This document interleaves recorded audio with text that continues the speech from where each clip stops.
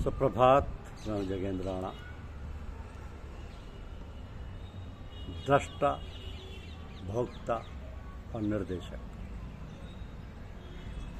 यह हमारी आज की आध्यात्मिक चर्चा का विषय। दृष्टा, भोक्ता और निर्देशक। खुशी या प्रसन्नता को परिभाषित नहीं किया जा सकता। इस बारे में बहुत विचार करें तो इसी नतीजे पर पहुंचेंगे कि खुश होने का अर्थ नकारात्मक संवेदनाओं का अभाव है। इसके अलावा खुशी की कोई सकारात्मक परिभाषा नहीं की जा सकती, क्योंकि वह मनुष्य का सहज स्वभाव है। स्वास्थ्य की परिभाषा करना जिस तरह कठिन है, उसका कोई विधायक अर्थ नहीं किया जा सकता।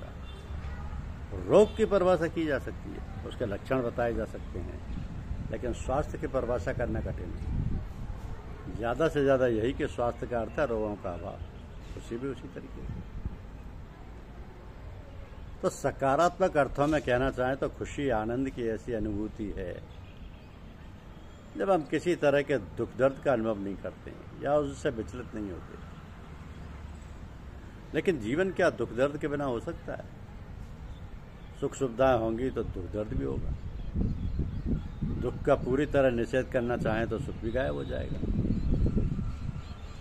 सुख चाहेंगे तो उसके ना होने पर दुख ही उपजेगा। तो जीवन में कुछ भी नियत नहीं है। सुख की अविरल धारा के बीच दुख दर्द भी सिर उठा सकते हैं। इसलिए दुख सुख में से किसी का चुनाव नहीं करना, बल्कि दोनों में संतुलन बनाए रखना ही खुशी है, आनंद है। यह भी लगता है कि धर्म अध्यात्म की हमारी उथली समझ ने आनंद की ऐसी छवि हमारे मन में गढ़ दी है जिससे हम निकल नहीं पा रहे। जो लोग किसी साधना पद्धति का पालन कर रहे हैं, उनमें भी अधिकांश का मानना है कि उनमें सफल होने पर ही उन्हें आनंद की अनुभूति होती है। पारलौकिक की अनुभूति भी हो सकती है, लेकिन कुछ मामलों में हम अजीब तरह के ख्याली पकाने लगते हैं, जैसे मरने के बाद स्वर्ग मिलेगा, मौत कभी आएगी ही नहीं, जवानी हमेशा बनी रहेगी, रोग बीमारी भी नहीं सताएंगे, सुख सुविधाओं का अंबार लगा रहेगा। इस तरह की संभावना है धार्मिक अल्पज्ञता या निरक्षरता का परिणाम हो सकती है, क्योंकि धर्म का असली मकसद उसे मानने वालों को खुश बनाना है।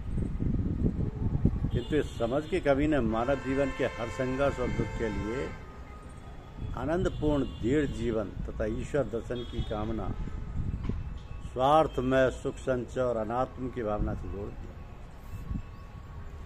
आध्यात्म हमारे लिए कभी सुख की खोज नहीं होना चाहिए। ऋषियों ने इसे एकांगी खोज भी माना है। उनकी शिक्षा और प्रेरणाओं को व्यापक संदर्भों में देखना चाहें तो आध्यात्म जीवन को क्षण प्रतिक्षण पूर्णता और व्यापकता में जीने का अनुशासन है। इसके लिए सजग प्रयास करना चाहिए। यह सहज संभव है। इसके लिए आसन लगाकर बैठने या कोई ध्यान या जप करने की जरूरत भी नहीं है। ध्यान एक हद तक मददगार है, लेकिन वह तभी सार्थक है जब हम जीवन के प्रति सही और सकारात्मक दृष्टिकोण भी विकसित कर सकें। साक्षी भाव उसके लिए एक सही उपाय है। वास्तविकता में घट रही घटनाओं को साक्षी भाव से देखने पर हमारे मानस और काया को शांति मिलती है, भले ही श्रम साध्य और अरुचिकर हो।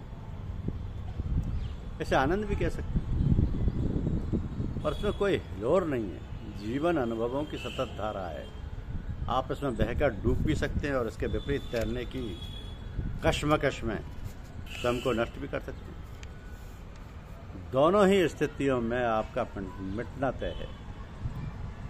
तो यदि आप इसे केवल बहते हुए देखेंगे तो सुरक्षित रहेंगे, तब आप स्थिर रहेंगे, शांत रहेंगे और अंतःप्रज्ञ बनेंगे।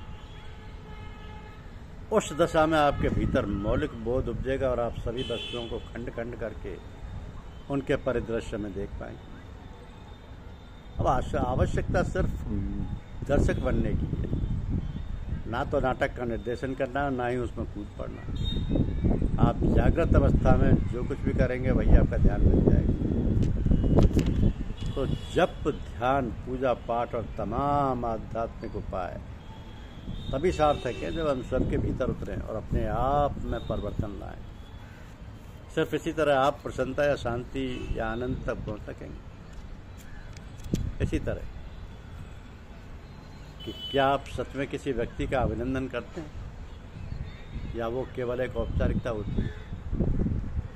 आजकल रोज़ाना हम लोगों का अभिनंदन करते हैं, आनंद बांटते हैं।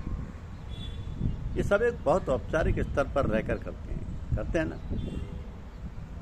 जब कोई पानी का गिलास लाता है तब हम उसको कहते हैं आपका बहुत बहुत धन्यवाद। इसमें बहुत का कोई अर्थ नहीं होता। जब आप सहारा रेगिस्तान में हों और सच में बहुत प्यासे से हों और कोई आपको एक गिलास पानी दे दे तब आप कहें कि आपका बहुत बहुत धन्यवाद। हाँ, वो वास्तविक है, सार्थक है। ऐसे जीवन में जब हम हमेशा केवल ऊपर से सबसे व्यवहार करते हैं और जब उस गहराई की कमी होती है तब जीवन बहुत नीरस और बेकार सा लगने लगता है। हमें वास्तविकता, सच्चाई और एक वास्तविक दिल के रिश्ते को स्तर पर बढ़ाना चाहिए।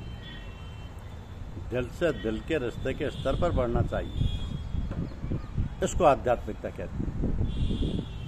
तो आध्यात्मिकता तब होती है जब आप अपने अस्तित्व से वास्तव रूप में जुड़ जाते हैं, वास्तविक रूप में। बचपन में हम सब ऐसा करते हैं। याद करिए, जब आप बच्चे थे तब सारा ब्रह्मांड, सारी धरती, सब कुछ इतना सजीव था। चांद बातें करता था, पेड़ पौधे बात करते थे, जानवर बात करते थे। तब आपने और सारे ब्रह्मांड में एक वास्तविक बातचीत होती। याद है कि आपने बच्चों को कार्टून में देखा, यहाँ तक कि पेड़ भी उनसे बातें करते हैं। उनकी एक अलग ही दुनिया होती है। अब सवाल ये कि क्या हम मासूमियत बनाए रखते हुए ज्ञान की ऊंचाइयों को छू सकते हैं? एक खाना ये कि छू सकते हैं। बुद्धिमत्ता और मासूमियत दोनों इस संसार की सबसे कीमती वस्तु। ऐसे लोग हैं जो समझदार हैं लेकिन कुटिल हैं, और मासूम लेकिन मूर्ख होना भी आसान है। लेकिन जरूरत उस ज्ञान की है जो मासूमियत को बरकरार रखते हुए बुद्धिमान बनाए। बताइए क्या इस बात से वाकई फर्क पड़ता है कि हम आज किस विषय पर बात करते हैं? आप जानते हैं कि हम अपने शब्दों से कहीं ज़्यादा अपनी उपस्थिति से बात करते हैं, है कि नहीं? क्या सच में इस बात से फर्क पड़ता है कि हम क्या बात करते हैं? शब्द केवल तरंगे मारते हैं। अगर आप एक भौतिक शास्त्री के पास जाएंगे तो वो कहेगा कि संसार और कुछ नहीं, सिर्फ एक तरंग का खेल। हम सब और कुछ नहीं, सिर्फ तरंगे हैं। अगर आप अपने केंद्र से जुड़े हुए हैं तब ये तरंगे सकारात्मक हैं, और अगर आप अपने केंद्र से जुड़े हुए नहीं और कहीं अटक गए तब ये तरंगे नकारात्मक हो जाती हैं। तो हमें ऐसे युग में निवास कर रहे हैं जो भावी सृष्टि की प्रसव वेदना से व्याकुल है। इन असाधारण परिस्थितियों में ध्यान एक महत्वपूर्ण विकल्प के रूप में आता है, जिससे हम आंतरिक शांति प्राप्त करते हैं। आध्यात्मिक साधना के साथ ध्यान का बड़ा घनिष्ठ संबंध है। शायद ऐसा कोई भी साधन मार्ग नहीं होगा जिसमें ध्यान न किया जाता हो, परंतु साधना के लक्ष्य और उसकी पद्धति के अनुसार ये ध्यान भी अपना स्वरूप बदलता है। कुछ आधारभूत बातें एक होने पर भी विभिन्न साधनाओं के ध्यान में पर्याप्त अंतर होता है। तब यह प्रश्न स्वाभाविक ही उठता है कि श्री अरविंद योग में ध्यान का क्या स्थान है, ध्यान कैसे किया जाता है, या ध्यान का उपयोग क्या है, आदि आदि। तो ध्यान की भावना को अभिव्यक्त करने के लिए अंग्रेजी के 2 शब्दों का व्यवहार किया जाता है, मेडिटेशन और कंटेम्पलेशन। मनुष्य अपने मन को किसी एक ही विषय को स्पर्श करने वाली किसी एक ही विचारधारा पर एकाग्र करता है तो उसे मेडिटेशन कहते हैं। परंतु जब वह किसी एक ही विषय, मूर्ति, भावना आदि पर मन की दृष्टि लगा देता है, जिसमें एकाग्रता की शक्ति की सहायता से उसके मन में स्वभावतः ही उस विषय, मूर्ति या भावना का ज्ञान उदित हो जाता है, तो उसे कंटेम्पलेशन कहते हैं। अब ये दोनों चीज़ें ध्यान के 2 रूप हैं, क्योंकि ध्यान का मूल स्वरूप ही है मानसिक एकाग्रता। फिर वो चाहे विचार पर की जाए या किसी दृश्य पर या ज्ञान पर। इनके अतिरिक्त ध्यान के अन्य रूप भी हैं। स्वामी विवेकानंद ने अपने एक लेख में सलाह दी है कि अपने विचारों के पीछे खड़े हो जाओ, उन्हें अपने मन में जैसे वो आने दो और वह उनका निरीक्षण करो और देखो वो क्या है। इस क्रिया को आत्मनिरीक्षणात्मक एकाग्रता कह सकते हैं। आचार्य अभयदेव ने पातंजल योग शास्त्र और श्री अरविंद के सर्वांगीण योग के विवेचन विश्लेषण करके बताया कि अष्टांग योग में यम, नियम, आसन, प्राणायाम प्रत्याहार 5 बहिरंगों का वर्णन किया गया। तो श्री अरविंद के योग में संपूर्ण जीवन ही योग है, केवल चित्तवृत्ति का निरोध ही नहीं।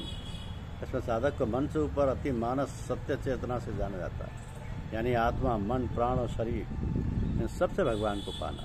इस दिव्य रूपांतरण से पूर्णतया दिव्य बन जाना, इस योग का मूल सिद्धांत।